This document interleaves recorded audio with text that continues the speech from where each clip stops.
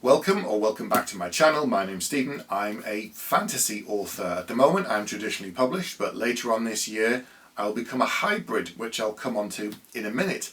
My current trilogy from Angry Robot Books is historical fantasy. It's the Nightingale and the Falcon trilogy. The first book came out in July 2023. That was The Judas Blossom. This is set in 13th century Persia. It's wars, it's politics, it's spies, it's assassins. It's very much a historic novel. There's a little bit of magic, but not a lot. The fantastical side is not kind of dragons and that kind of things. It's very much our world, but there's an undercurrent of something. A lot of the fiction in the book comes from creating fictional characters, as well as the real ones, and various things I've introduced are not real. But the fantasy element is kind of small in terms of magic. The second book in the trilogy is coming out this year, July the 9th, and it's going to be called The Blood-Dimmed Tide. Here's a sneak peek. This is my one author copy that I have. This is it. I'm not going to get any more until much closer to publication date. It's the same cover designer again. It's Sarah O'Flaherty. Absolutely beautiful. She's just done such amazing job, I think, with these books. And so that's obviously all done and written. The third book in the trilogy, we have a title, it's been confirmed. I can't tell you what it is because I'm not allowed to, and that would spoil it and the fun and all the rest of it. Very soon I will be working on the design again. I'll send a bunch of ideas to the designer and my editor with kind of a Pinterest board of things that catch my eye and attention and themes based upon the title, based upon what's going on in the book, and that will wrap up that trilogy. Now the book is already written, it's already done. I've already done one major edit on it as well, which came in quite early. I wasn't expecting it that soon, but it's been done and sent back. So that's kind of out my hands for a while until it comes back for the next major edit. So what am I doing then? If that's kind of out of the way and I'm not writing anything new in that series, what am I working on?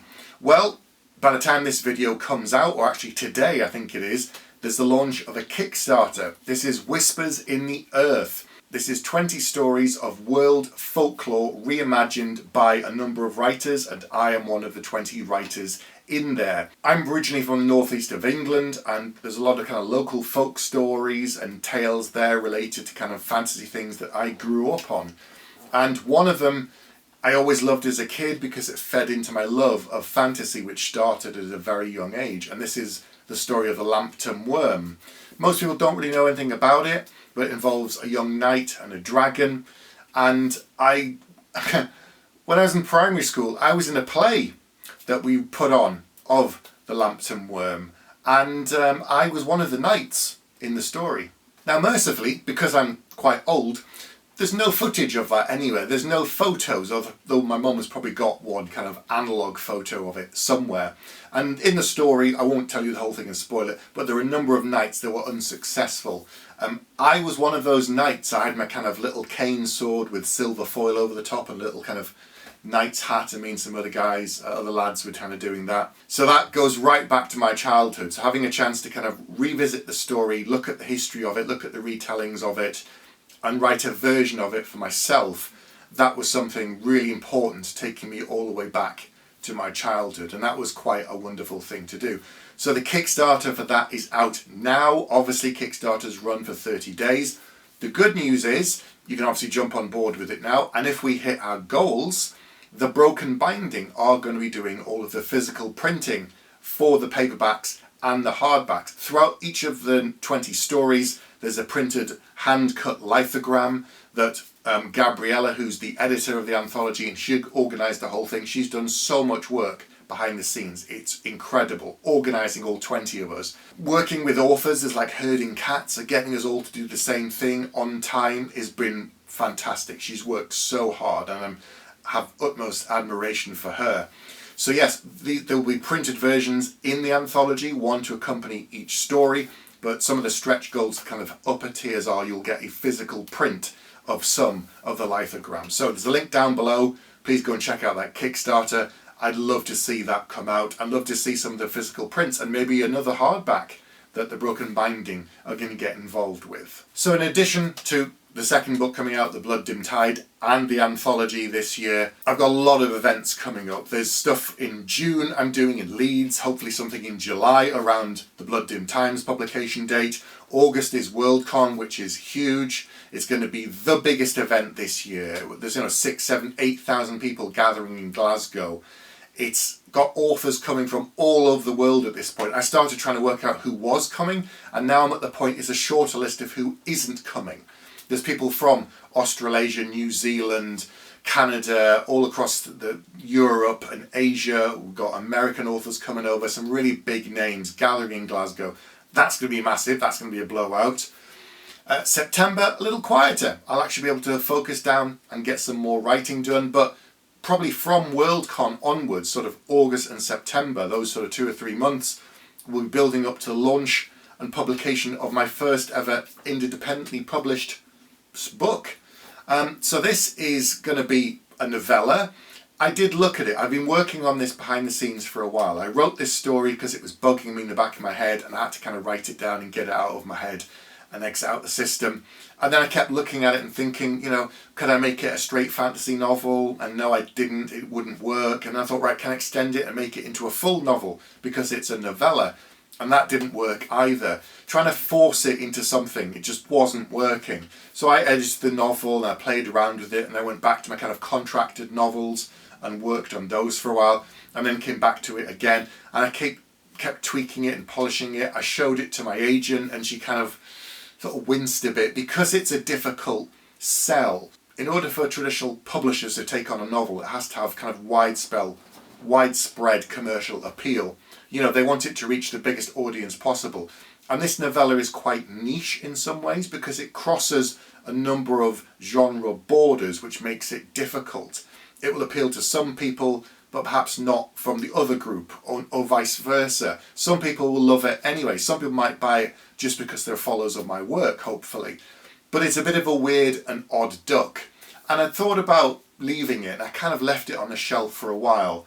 And then I revisited it last year and thought, no, I want to get it out there. And there are some publishers that will take novellas, but there again, because this was a weird one, I didn't think it was going to appeal to them. So I decided to become an indie published, or self-publish it myself. I need to learn to slow down. I talk really fast when I get excited. So I am very excited about this novella. The title will be revealed in the next few months. It's a weird book. It's an interesting book. It's an interesting story that's been bugging me in the back of my head for a long time, as I said. I'm really passionate about it. At the moment, all my focus is on the anthology and then promoting The Blood Dim Tide. But once that's out the way, I'll be kind of reaching out to people, social media, getting a blog tour, getting reviewers to look at it, hopefully. All this stuff is going to build in the next few months. And I've been working behind the scenes, getting the book ready. Having never done this before, I've been calling on a lot of experts who are indie published authors who have done dozens of books at this time. And, I've spoken to a few people on my channel, interviewed them and asked them for tidbits. People like Michael R. Miller and other people, and said, and Zach Argyle, and said, what did you do? How did you do it? What's the process? And behind the scenes, I've been asking them questions too and learning as much as I can. This is a novella, so I'm going through the process myself as we speak, getting the paperback ready, getting the ebook ready. There isn't going to be an audiobook because I would have to produce all of it myself and the cost of that. So I have commissioned artwork that has been done. The cover is completely finished. It has been edited, it has been proofread. I've paid for obviously all of this because I'm the publisher in this case. And now I'm sort of putting it all together. In the next few weeks, I'll be getting a proof sample to look at for me to now go through by hand and triple check it. Even though I'm months ahead, I want it to be right. I want it to look really, really good. I've sent it out to some authors for cover quotes. So I'm kind of learning the process as I go, all the things I didn't know about indie publishing, the kind of internal formats and producing the ebook. There's so many little steps and things that would have tripped me up. But I've had someone who's done this a lot helping me out, and he's been absolutely invaluable, and I'll probably talk about him later in another video as we get closer to launch of this. So this novella is going to be coming out October 1st. That's my kind of projected date at the moment, And you'll hear me talking about it a lot more in the coming months after July. So apologies for that, but I'm really excited about this. It's the first story with a new group of characters. It's not connected to anything I've done before. It's very, very different, but it has the same feel in terms of my storytelling, a strong focus on character, interesting world building. It's not a straight fantasy or horror or sci-fi book. It's a weird mashup of them, and it's a noir story as well. All I can basically say, the headline, I've been pitching it as a noir story set in an alternate New York City, and that's kind of all I'm going to say at this point. But I'm loving how it's coming together now, all the different elements. I loved seeing the finished cover with the wraparound and the spine. It just looks gorgeous. I've shown it to some people and they're really excited about it, and some people, as I said, are reading it now and hopefully going to do some cover quotes. So that's all going to be this year. Next year, obviously, we've got the third book in the Nightingale and the Falcon trilogy. The second half of this year, I'm writing something completely new. A brand new book, brand new world, not connected to anything I've done before. It is fantasy, it's going to be a standalone, but the idea is I do a story with this particular group of characters, which is an adventure that it ties up.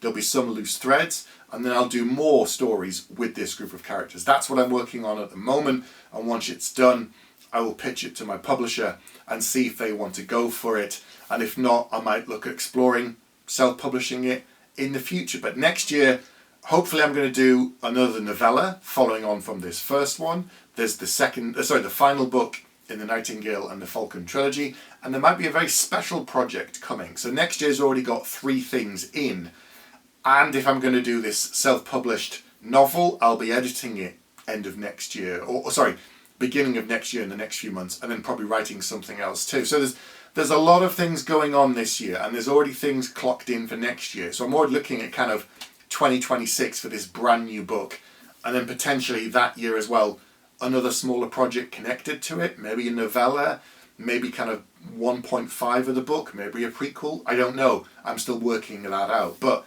I've got to clear the decks in a way, get these other things out of the way first, and then start looking ahead to the second half of next year and 2026. So there's all of that going on, and my freelance stuff. And I've launched The Write Advice, which is a new support service for writers that I've launched with Anna Stevens and Justin Lee Anderson, where we're giving authors support with mentoring, with their query package assessment. Also, if you just want a kind of critical 1-chapter assessment of this is what you need to look at, we're kind of doing that thing as well. So there's lots of stuff going on with me right now.